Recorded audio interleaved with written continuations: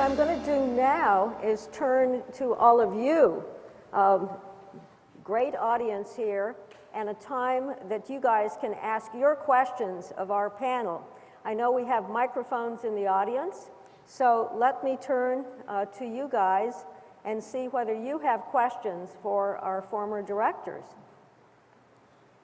Yes? Good morning.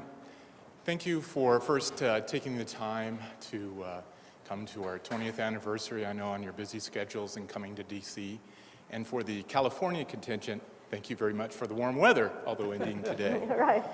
My question is, as former law enforcement... Why don't you give your name and your affiliation? John Oliphant, Cops Office in the Grants Administration Division.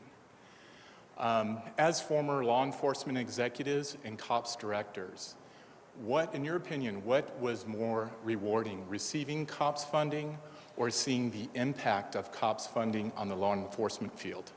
You want the truth, or do you want... As the current director, I would think seeing the field advance is just a priority. We'd like to embrace it, even if it costs my own agency money. Of course, receiving the grant is always it. Because here's the interesting thing with receiving the grant.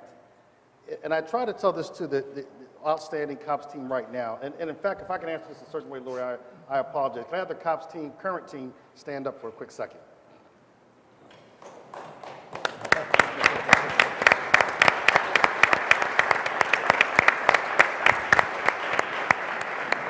And why I asked them to stand up is, I think one of the biggest challenges that probably all of us have had is sometimes getting the cops office staff to realize the true impact that they have on the field. In other words, in many cases, that may not be on the other side of the phone call. It may not be able to be seen from DC. There's a small group that gets to travel, but a large group doesn't. So to your answer is, it really is both. It is as a chief, and I share this with my team, it wasn't just the money, it was the pride that also said that I got a COPS grant. It's a pride to say that I got a community policing advancement grant, that the COPS office is recognizing something I'm doing, that I'm invited to a convening to sit down and talk with the great thinkers of the industry through the COPS office. So, I mean, to that question, it's obviously the field is great, but as an individual, it's not just the money. I think Joe was alluding to this. It's really about being associated as a chief with an organization that carries so much credibility. And what I always tell my team, I wish they could see what I see, that I get to go around and hear the chiefs thank them through me. I get to see them what impact individually that each grant makes to the agency. In some locations, it's the difference between putting out a full shift or not. I get to see them brag and be proud for about whether it's Coffee with a Cop, another program. There's just so much pride in the field and appreciation for what you do as a COPS office that question to me just invoked a lot more than just a funding point of view, because I think even today, as you heard the Attorney General talk about the COPS office, it's really about the stamp. When I was a chief, when I used to get that grant, it was a stamp of approval for me as a police chief and my organization that we have arrived, that we can be recognized, that we can be funded, that we can do a deliverable under the great auspices of a COPS grant. And you should take a bow for that, because this is your work over 20 years, your work of everything that you're doing. So I didn't have an opportunity to say that earlier, but I just wanted everyone to know, those watching in a future webinar, that this may be one of the opportunities, and hopefully you get to see what I was talking about when I said the field really does appreciate what you do every day, and the grants are just one small way of appreciation.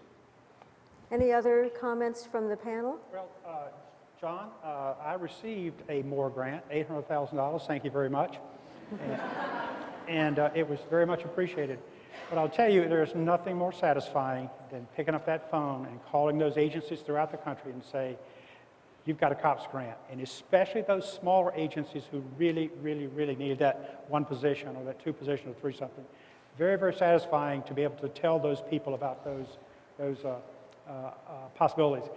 And there was also something very satifying when you would get a call, like I did, from Senator Ted Kennedy, who advocated for a specific grant in the state of Massachusetts. There's something real satisfying about calling him back about 6 weeks later and saying, you were successful. To the senator, I think, becomes a very good COP supporter, and I had those same conversations with other congressmen and senators as well. Mm-hmm. Any other comments? I tell a story. I was summoned to the congressman's office, who I think had very low regard for the COPS office, and I had taken a computer printout, that blue and white IBM paper that kind of folds like that, with me, and when he said, well, you know, basically, what have you done for me lately? I just literally just held the top end of it and dropped it down. He picked it up, looked at it, and he said, you have given an officer to virtually every agency in my district. And I think that was a revelation. I mean, the way the money was split out at 50-50 and all that. But if you have a three-man police department and you get another police officer, that is a big deal. The difference between putting out a full shift, it is enormously helpful and impactful all across the country. Any other questions out here?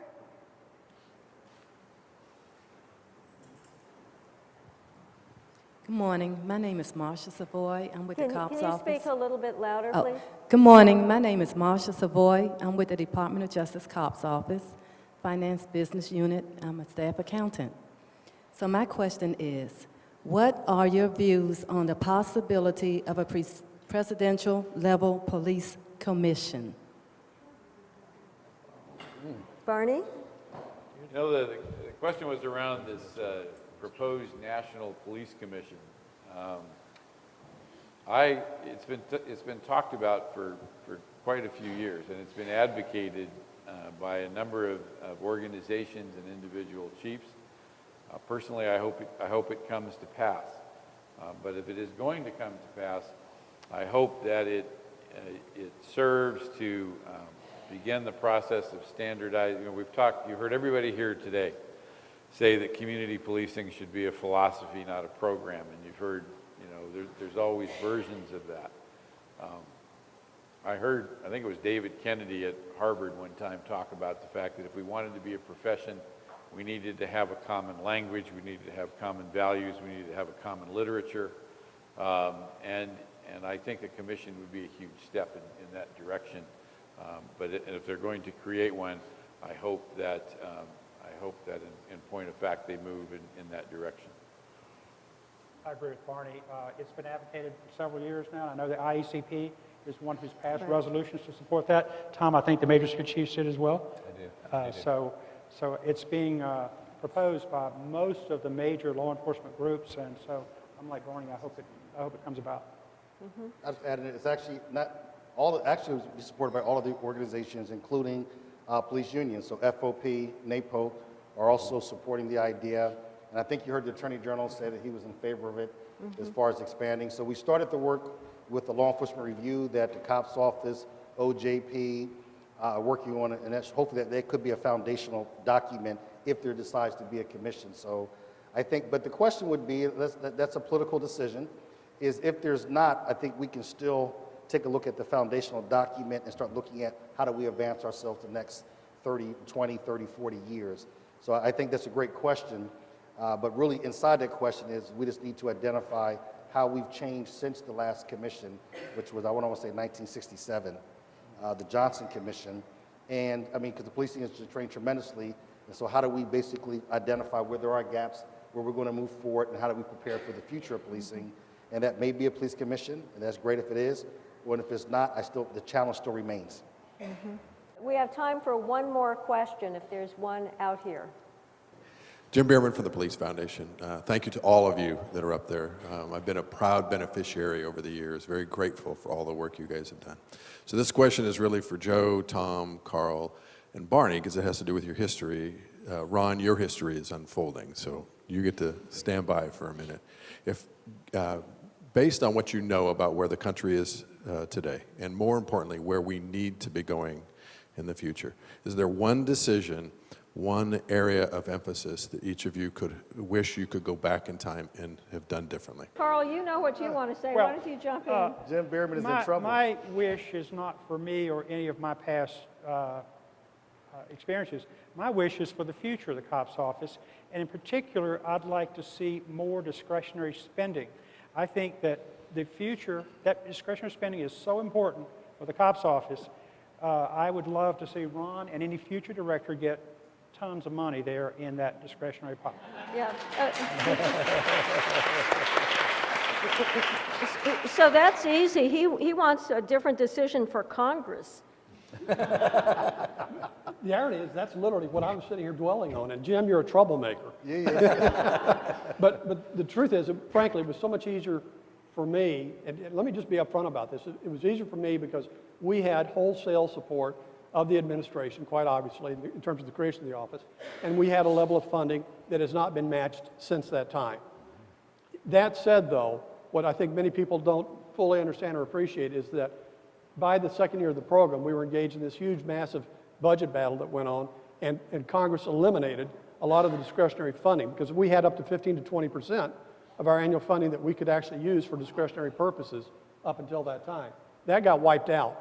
And my view from day one was that more was going to come, more good would come out of that pot of funding than all the hiring monies that we would ever put out.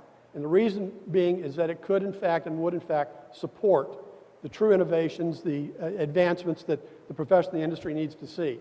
That said, in looking back, if there was something different I could have done, I wish that I had been able to do, or I'd been more sophisticated about this, is how to get Congress to frankly recognize, to acknowledge that what they were doing is cutting off their nose to spite the face of American law enforcement.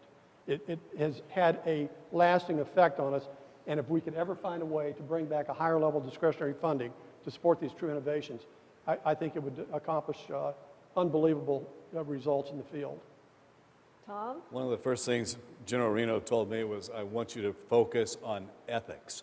There's so many things that have fallen out of that as the different methods to accomplish that ethical focus have developed.